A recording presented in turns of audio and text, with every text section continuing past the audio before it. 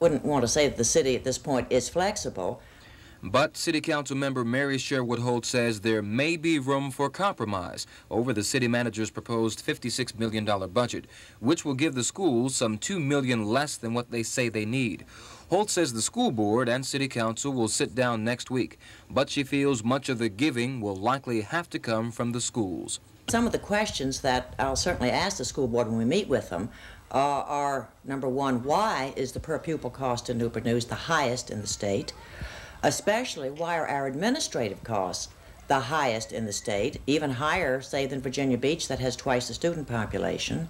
I'll ask why attendance and health services in Newport News cost double what they do in the other cities that are comparable.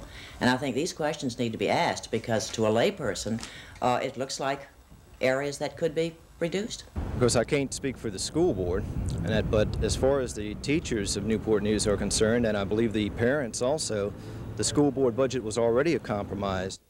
Worrell again restated the overall school position that if City Manager Williams' budget for schools is accepted as is, programs will have to be cut.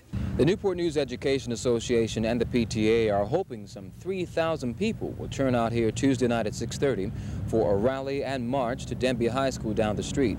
They figure such a strong showing will prod the city manager and council to find the money to fund the total school budget. Don Roberts, Area 10 Eyewitness News, Newport News. By taking their message to the streets of Newport News, hundreds of parents, teachers, and others hope to add special emphasis to their message. Many of these people had gathered earlier for an outdoor rally, and now they plan to take their message inside, where hopefully they'd find a sympathetic ear among the council and managers in the request to fund the $58 million school board budget. Each member of the present school board was appointed by you.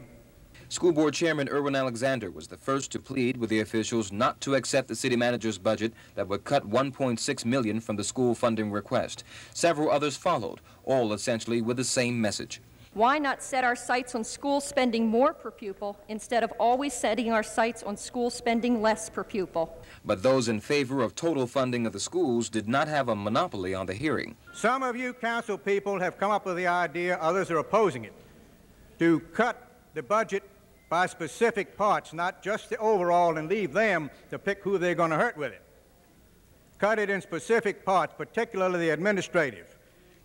Newport News city officials will likely hear similar arguments again downtown at City Hall Wednesday night, but the NNEA and PTA are hoping their message was gotten across tonight here at Denby High School. Don Roberts, Area 10 Eyewitness News, Newport News.